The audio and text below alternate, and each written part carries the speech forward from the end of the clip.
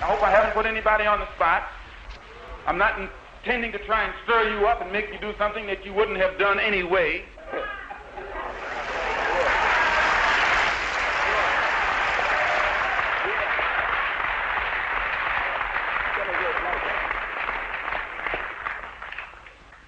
I pray that God will bless you in everything that you do.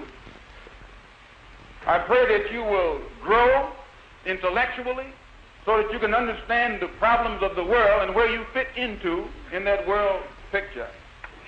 And I pray that all the fear that has ever been in your heart will be taken out.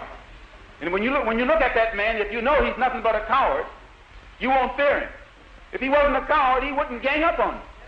He wouldn't need to sneak around here.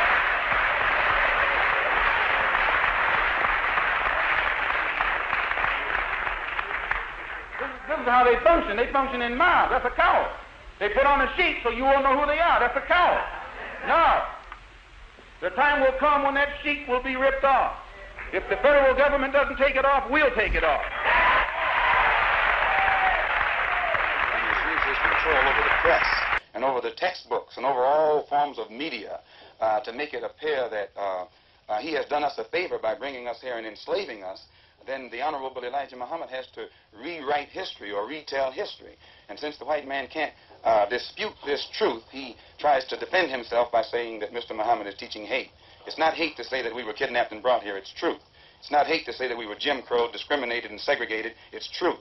It's not hate to say that the Supreme Court, which is the highest court in this country, came up with a hypocritical desegregation decision 9 years ago, which they haven't enforced yet. That's not hate. That's truth. You're quoted as having said when an airliner crashed with a number of white people on board that you were glad it happened. The white race in this country collectively are guilty of these crimes that our people are suffering from collectively, and therefore they would suffer some collective disaster, collective grief. And when that plane crashed in France with 130 white people on it, and we learned that 120 of them were from the state of Georgia, the state that my own grandfather's was a slave in, why, to me, it couldn't have been anything but an act of God, a blessing from God, and I frankly and sincerely pray for similar blessings from him to repeat themselves as often as he can spare them. But I take it then you support the freedom-loving attempts of the peaceful marchers in Alabama and these places. You don't get freedom peacefully. Freedom is never safeguarded peacefully. Anyone who is depriving you of freedom isn't deserving of a peaceful approach by the ones who are being deprived of their freedom. And when black people in this country come out from under the mental straitjacket that the Negro clergymen have placed them in and begin to see that the only way you can get freedom is to get it the same way the white man in this country got it from England, or he says he got it from England. He was willing to pay the price for freedom. When you're willing to pay the price for freedom, then you get it. But the Negro in this country has never been willing to pay the price for his freedom.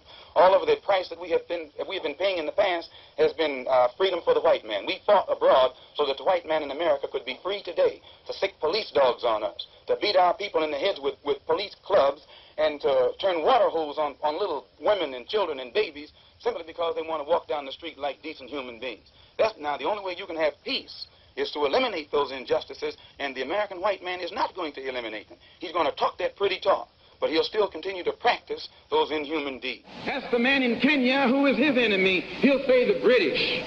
Ask the man in Morocco who is his enemy, he'll say the French. But the one thing that the French and the British and the Belgians all have in common, they're all from Europe.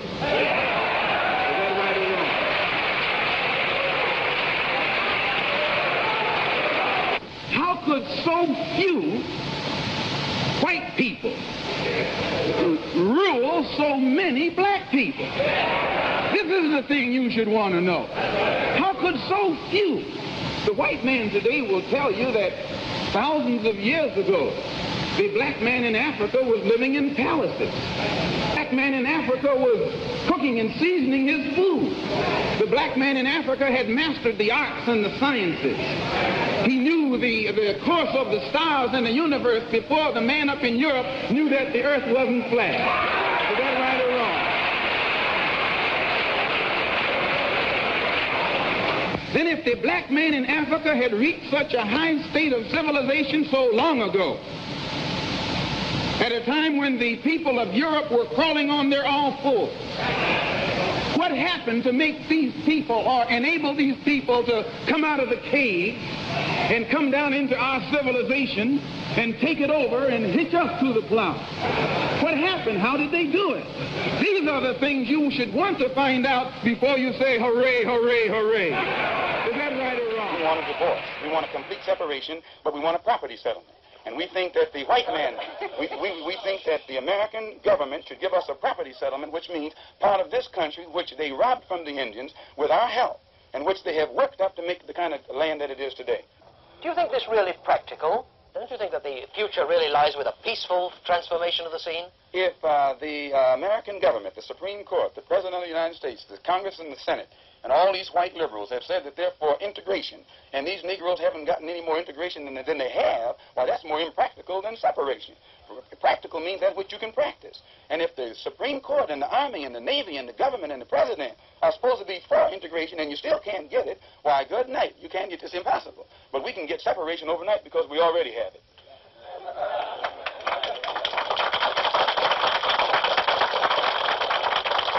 Mr. Malcolm, thank you very much. You're welcome, sir. I thank you for letting the people over in Europe know what the white man in this country is doing to black people and the hypocrisy he's practicing when he accuses them over there of not getting their house in order. 20 million black people in this country have been just as thoroughly colonized by the American white man in a more shrewd, modern way than all of the colonized people in Angola, South Africa, or any other part of this world. But the white man over here hides his own dirt by constantly pointing toward Britain and France and Portugal and these other countries and accusing them of being colonial powers when he mastered colonialism before those countries ever knew what it was. Thank you very much. Thank you, sir.